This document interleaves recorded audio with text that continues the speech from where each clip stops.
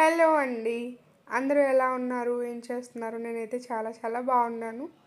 మీరు కూడా బాగుండాలని, బాగున్నారని మనస్ఫూర్తిగా కోరుకుంటున్నాను. వీడియోలో ఈరోజు నేను చిక్కుడుకాయ చట్నీ చూపించబోతున్నాను.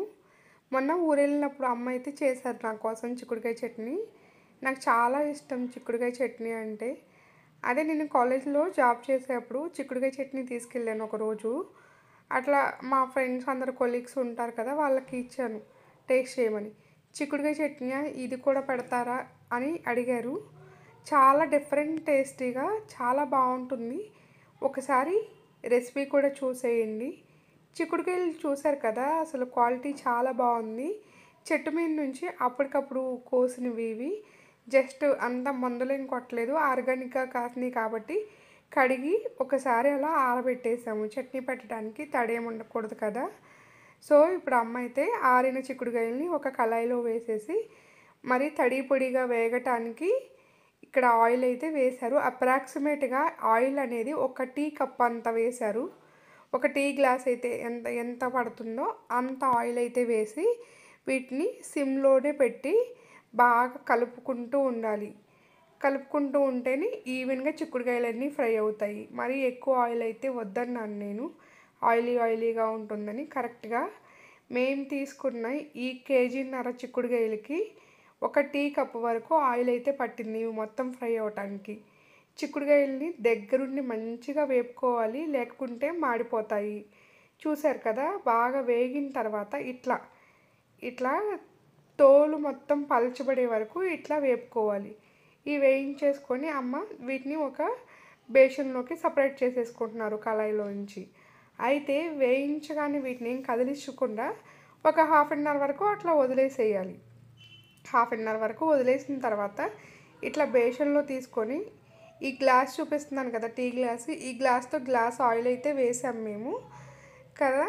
సో వేగటానికి కరెక్ట్గా సరిపోయాయి. అయితే ఈ టీ గ్లాస్తో ఒక గ్లాస్ వరకు కారం, పచ్చికారం, ఒక అర గ్లాస్ వరకు ఉప్పు, అలాగే అర గ్లాస్ వరకు చింతగుజ్జును కూడా యాడ్ చేసేసి మొత్తం కలుపుకోవాలి. బాగా మిక్స్ అయ్యే వరకు కలుపుకోవాలి.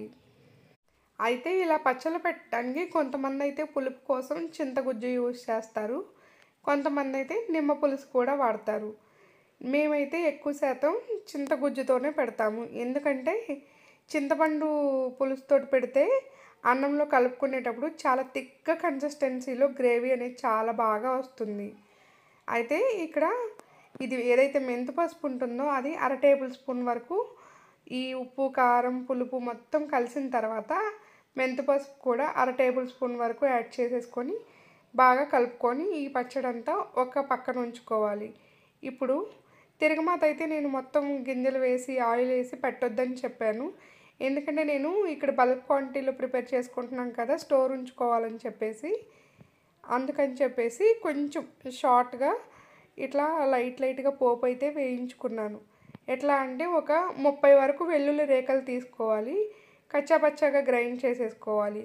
గ్రైండ్ చేసి పక్కన ఉంచుకోవాలి. ఇప్పుడు జస్ట్ నేను ఏదైతే 4 టేబుల్ స్పూన్స్ ఆయిల్ ఉందో ఆయిల్లో బాగా కరివేపాకు వేయించేసి దాంట్లో మనం ప్రిపేర్ చేసుకున్న వెల్లుల్లి ముద్ద కూడా ఉంది కదా, గుజ్జు, అది కూడా కొంచెం కచ్చాపచ్చాగా ఫ్రై అవనివ్వాలి. ఫ్రై అవనిచ్చి ఏదైతే పచ్చడి అనేది మనం కలుపుకొని పక్కన ఉంచుకున్నామో అది కూడా ఈ బాండిల్లో పెట్టేసేసుకొని మిక్స్ చేసుకోవాలి.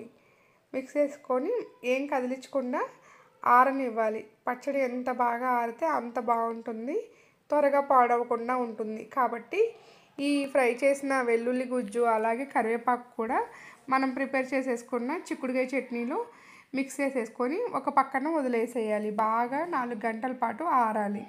ఆరిన తర్వాత మనం కావాలంటే చట్నీ మొత్తం ఒకేసారి పోపు పెట్టేసుకోవచ్చు, లేకపోతే ఒకేసారి పోపు పెట్టుకొని ఫ్రిడ్జ్లో పెట్టుకుంటే ఈ తిరగమాత గింజలు ఏదైతే టేస్ట్ అయితే కొంచెం మిస్ అవుతుంది అనుకుంటే కనుక ఇలా కొంచెం పోపు నేను చూపించాను కదా ఇందాక, వెల్లుల్లి అలాగే కరివేపాకు వేసి కొంచెం పోపు వేసి ఫ్రిడ్జ్లో ఒక డబ్బాలో స్టోర్ చేసేసుకుంటే ఎప్పుడు కావాలనుకుంటే అప్పుడు కొంచెంగా బయటకు తీసుకొని ఫ్రెష్గా పోపు వేసేసుకోవచ్చు. చట్నీ టేస్ట్ అయితే అసలు అల్టిమేట్గా ఉంది, చాలా బాగుంది. ఒక్కసారి ట్రై చేసి చూడండి.